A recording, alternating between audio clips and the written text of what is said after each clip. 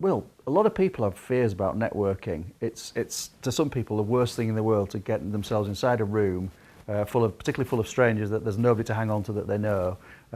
What are some of the fears that you come across, and what are your ways of resolving them?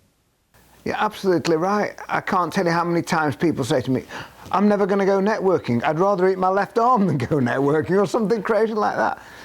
And I say to people, look, walk into the room and start to talk. You asked me the question, what are people's fears? The three key fears are fear of rejection. Will anyone talk to me? Fear of the unknown. What's going to happen? Look at all those strangers. Those people our mummy told us not to talk to when we were 4 years old. Do you remember them? Absolutely. And then there is the fear of, I call it failure or embarrassment, getting involved in conversations with people where it seems they know more about it than you. So how do we allay those fears? Well, let's just take fear of rejection. Fear actually is a 4-letter acronym. It stands for false expectations appearing real. True. So you see, if you and I walk into a room and go up to somebody and say, oh, hi, can I introduce myself? Please, may I join you? And we smile, a nice handshake and good eye contact, and we ask them that ice-breaking question, oh, hi, what brings you to this event today? Or how was your journey?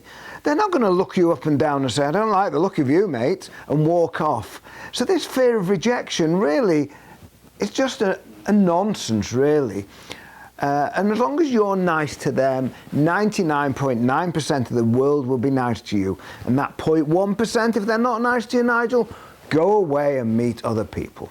That's fear of rejection. Fear of the unknown. Well, of course it's fear of the unknown. We go to a new venue, we meet new people, we don't know what's going to happen. So my big advice there is do as much preparation and planning as you can before you go to an event.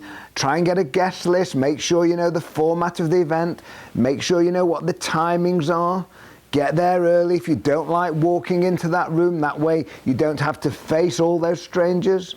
My other advice about preparation and planning, stay late. The best time to really build relationships is at the end when people are relaxed. So that's the fear of the unknown. And the third fear, fear of failure. I work with many, many young professional people and young PhD students, and their big fear is getting involved in conversations with people where they feel inadequate, where they're scared to ask questions, fearing that somebody might give them an answer that they don't know. So I say, don't be embarrassed, don't be shy. Don't go quiet and just smile. Get stuck in. Say, I'm sorry, Nigel, I didn't understand that. Tell me what you mean. Explain to me how that works. Describe to me. And that way we build rapport. So that's the fear of failure. You shouldn't ever have fear of failure. Somebody asks me a question about networking if I don't know the answer. I'll say, that's a great question. Let me check it out. That's great advice. Thanks, Will.